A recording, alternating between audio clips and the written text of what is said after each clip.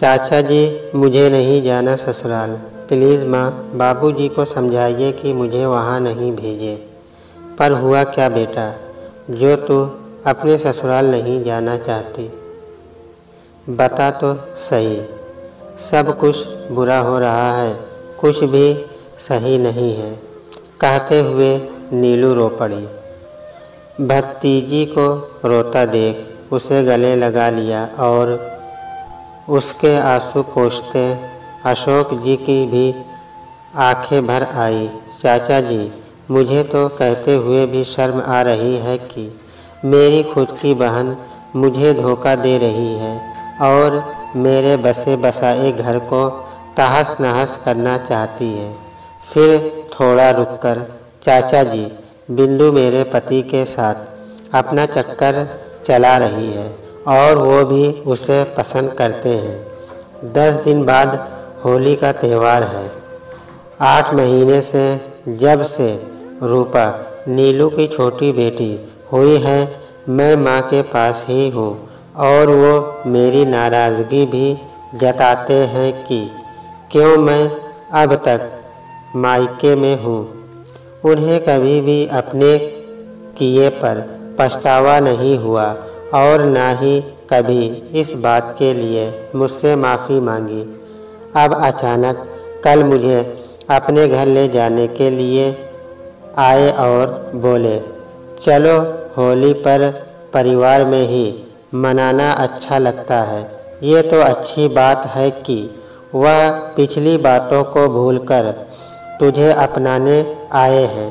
चाचा जी, इसमें कोई किसी साजिश की बू आ रही है। बेटा, शायद तुझे कुछ गलतफहमी हुई होगी।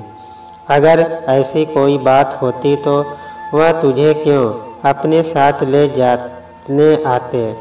अशोक जी नीलू को समझाने लगे। पर चाचा जी, बिंदु से उन्होंने शादी का प्रस्ताव भी रखा था, पर उसने यह कह के टाल दिया कि दीदी के रहते मैं आपसे शादी नहीं कर सकती। मुझे वहाँ जाने से डर इसलिए तो अलग रहा है कि कहीं एक अनजान आशंका से ग्रसित होकर नीलू पुनः चाचा जी से लिपटकर रोने लगी। ना बेटा ना, इतनी हिम्मत नहीं उनमें कि तुझे ले जाकर तेरे साथ कुछ करे। आखिर परिवार समाज का डर है कि नहीं, और मुझे कुछ इस तरह का संदेह हो तो सब कुछ छोड़ छाड़ के चली आना। हम तेरे साथ हैं। अशोक जी बोले। चाचा जी, मैंने बचपन से लेकर अब तक आपकी बात सुनी है और समझी भी है।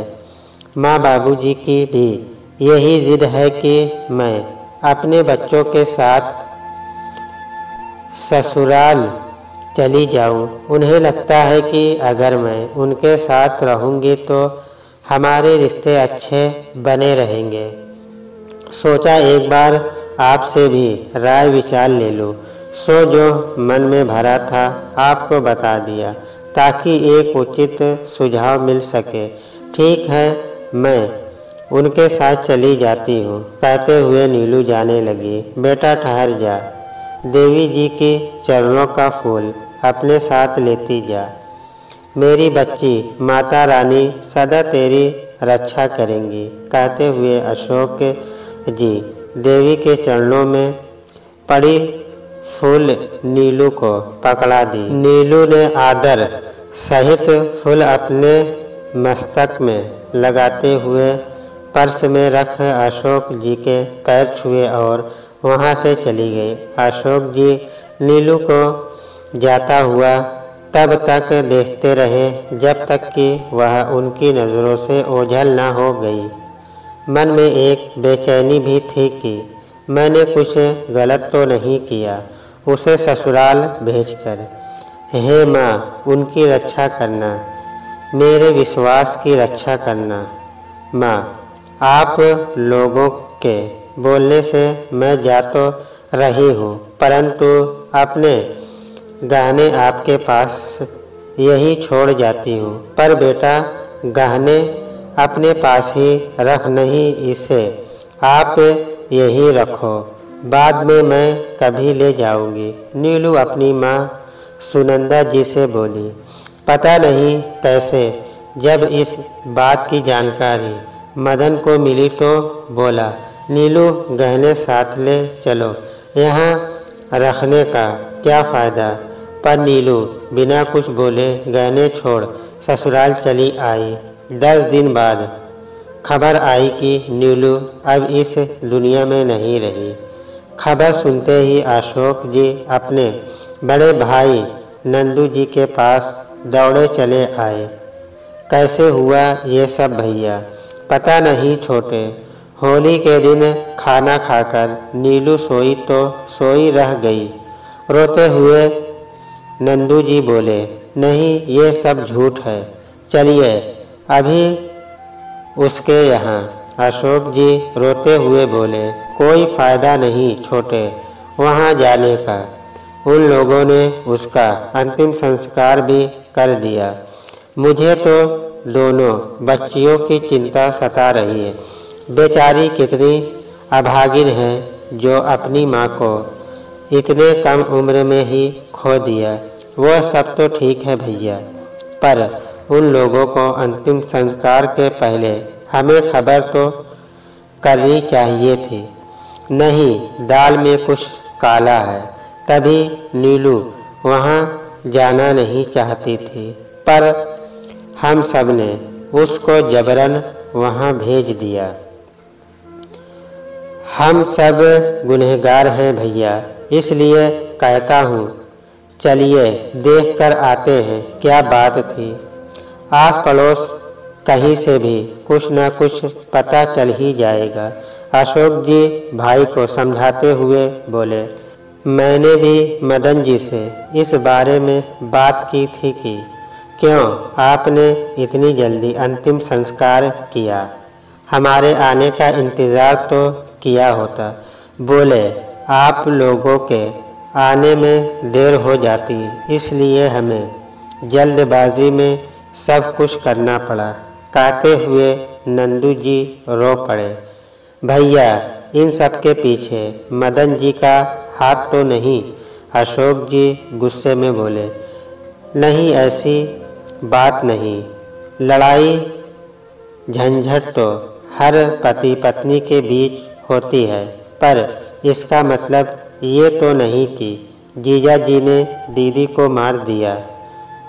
मदन के बचाव में दोनों भाई में हुए वार्तालाप को सुनते हुए नीलू तपाक से बोल पड़ी, अच्छा उसे गए तो 10 दिन ही हुए, न कोई बीमारी न कुछ, फिर ऐसा कैसे? अशोक जी बोले, चाचा जी आप हमारे मामले में ना ही फंसे तो अच्छा है।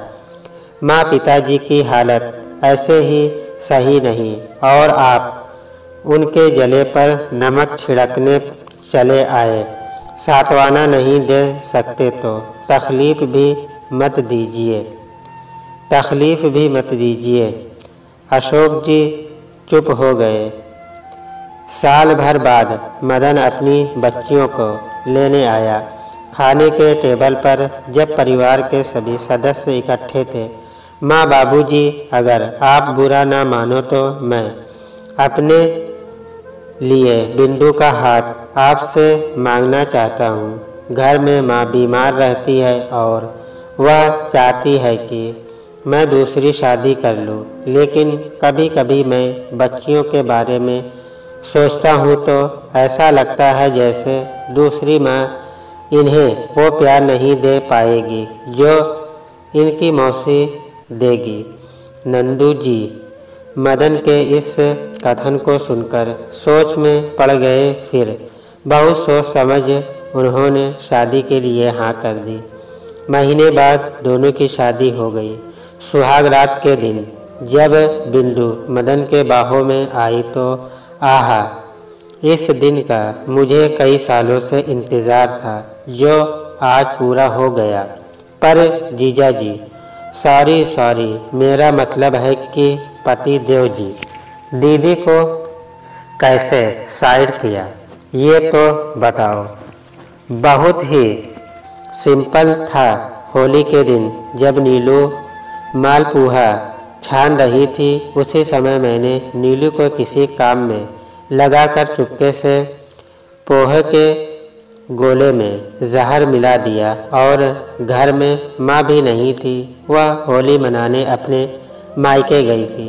बच्चों को मैंने पहले ही सुला दिया ताकि वो पॉइजन वाले पोहों को खा न पाए। नीलू खाना लाई तो थी मेरे लिए, पर पेट दर्द का नाटक कर और हमदर्दी जताते हुए वो खाना मैंने उसे ही खिलाकर उसकी जीवन लीला वहीं समाप्त करके तुम्हें पा लिया, अपने प्यार को पा लिया कहते हुए उसने बिंदु को गले लगा लिया। बच्चियों को भी लगे हाथ मार देते, इन काली कलौटियों को मेरे लिए छोड़ रखा है। थोड़ा नाराज होते हुए बिंदु बोली, अरे रे, ऐसा अगर करता तो तुम्हारे घर में सबको पता तो चलता ही, साथ में मेरी माँ भी समझ जाती कि इन सब के पीछे मेरा हाथ है और फिर मैं जेल की चक्की पिसता। अभी तो मैंने माँ से कुछ बोलकर मामला फिर कर दिया है और मत भूलो कि इन्हीं बच्चियों के कारण मैं तुम्हारे पिता से तुम्हारा हाथ मांगने में सफल रहा। रही बात बच्चियों की तो एक तुम नानी के यहाँ छोड़ आना, एक हम अपने पास रख लेंगे। वैसे भी जब हमारा अपना बच्चा होगा तो उसे संभालने के लिए एक नौकरानी चाहिए ना। अरे हाँ, ये तो मैंने सोचा ही नहीं। वाह, क्या दिमाग पाया है। मैंने भी तुमसे शादी करने के लिए चाचा जी से पंगा ले लिया। ऐसी सुनाई उन्हें कि अब हमारा उनसे रिश्ता ही टूट गया।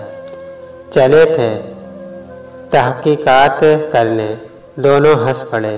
कुछ महीने बाद बड़ी बेटी आयुषी को नानी के यहाँ छोड़ दिया और छोटी रूपा को अपने पास रख लिया। साल भर बाद बिंदु ने एक बेटे को जन्म दिया।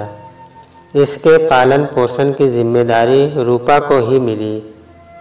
उसके 2 साल बाद एक और बेटी का जन्म हुआ। समय की रफ्तार तेजी से बढ़ते चली गई। बच्चियां भी धीरे धीरे बड़ी होने लगी।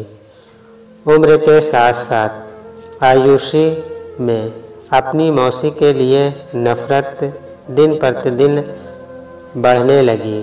कई बार उसने रूपा के लिए भी कोशिश की कि दोनों बहनें इकट्ठे रहें, पर बिंदु की चाल के आगे किसी का बस नहीं चला।